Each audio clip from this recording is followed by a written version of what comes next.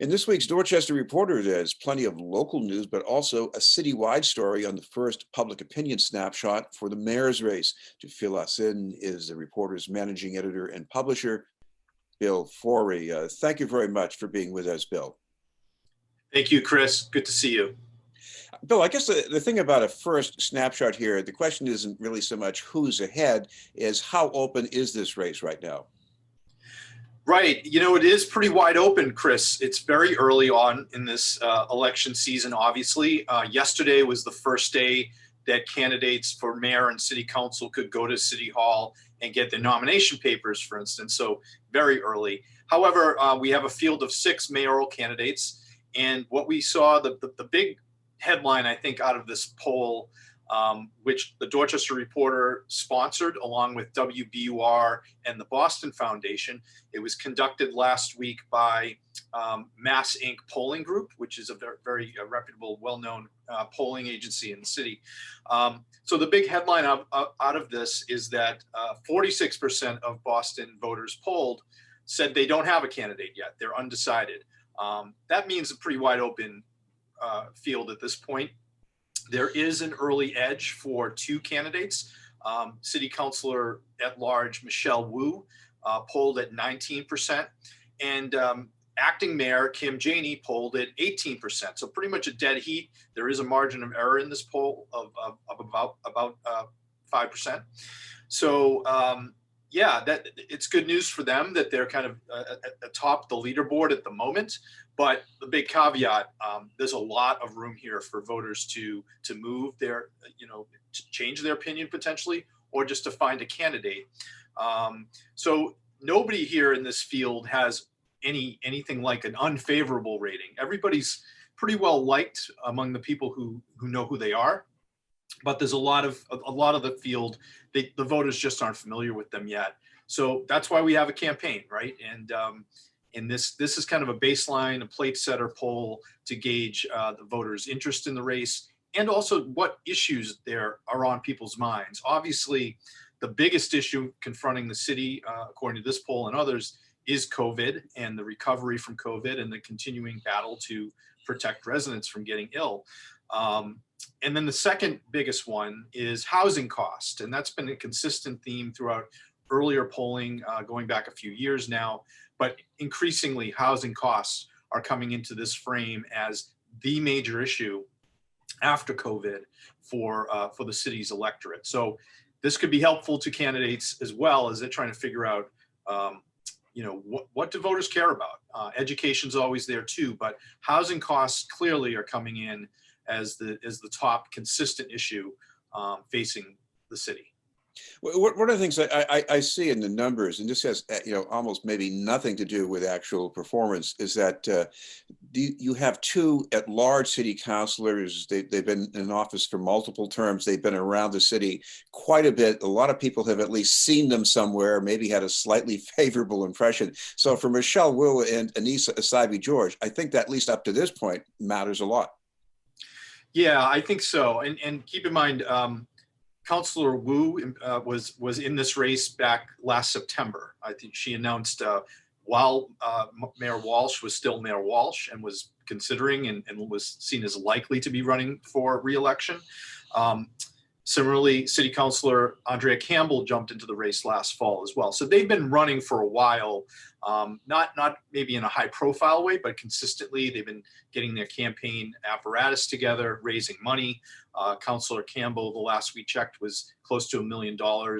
Michelle Wu was just behind her in the money hunt. So they've been active and they've been getting their people out. And that's really reflected in this poll for Michelle Wu in particular. She has the highest favorable ratings of the 6 candidates right now. And, so name recognition wise, she's known to more voters. And yet, it says something that Kim Janey is right out of the gate. She announced her candidacy just last week, the day before this poll went into the field. And she's already at 18%. And a lot of voters haven't even, don't really know her yet. But that says something about the power of the mayor's role, even if it is an acting role.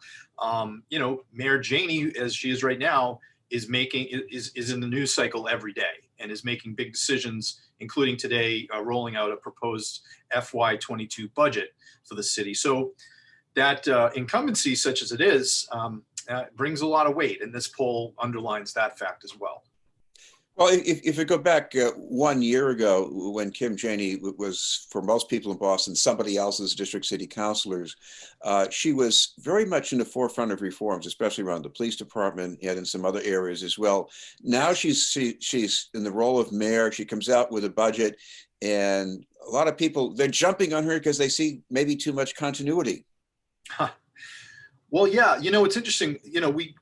We talked to some of the voters that were included in this poll, Chris. They agreed to talk to reporters, some of them, and so we did. We spoke to several people from Dorchester who participated. One of the undecided voters told us something interesting. He said he's really looking for some continuity. He liked Mayor Walsh's performance. Felt that he wants a little change, but not too much change. And I think that's a fine line for acting Mayor Janey and for any of these candidates to position themselves. Mayor Walsh, in this particular poll, has a 59% favorable rating from the city's voters. A little lower maybe than other polling has shown him. He was as high as 70% during the COVID peak crisis last year. His performance was well received, I think. But still, he ends on a pretty strong note for somebody who's led the city for 7 years, close to 60% of the city, holding him in high regard. And, people who are campaigning to essentially replace him full time will want to keep that in mind, I think. There's elements of what Mayor Walsh did. And we talked to him this week. We did an exclusive interview with him one-on-one, the first that he's given to Boston media since he left the city hall. And he pointed to some of the things that I think voters are interested in seeing continuity with. Fiscally, especially, the fiscal health of the city is quite strong. The AAA bond ratings throughout, including over the last year. No layoffs at City Hall, no cuts really to city programs. And that's reflected in the new budget that Mayor Janey's administration now rolled out today. They're getting a lot of help from the federal government in this budget, but Boston was in a strong position already. So the good news for Mayor Janey, as she is right now, is that she does have a pretty stable and strong economic picture for the city. But to your point, Chris, she's going to have challenges. It's already happening with the Boston Police Department. The City Council, no doubt, will find ways to tweak and push back, presumably, on her budget. And so that's kind of game on right now. I want to ask you about some of the things going on in Dorchester itself at this point. You have a new supermarket that's open in Fields Corner. There have been food stores before. They've come and they've gone. How much difference does this make? Chris, this is the Price Right Market that just opened on Geneva Ave in Fields Corner in the shopping mall there. It's been a long time coming. COVID delayed its reopening. It's replacing an America's Food Basket that was there for about a decade, and was, when it closed, there's a big hole in the shopping mall there, but also just in the food market scene in that part of Dorchester. It was badly missed. A lot of folks walked to that supermarket from Bowdoin, Geneva, from Fields Corner, from Melville Park neighborhoods around it. Really kind of a captive audience of people who need food market. So it's great news that Price Right is finally opened. The folks who own it, the Slosby family, has roots in Dorchester. They used to operate capital markets in Dorchester.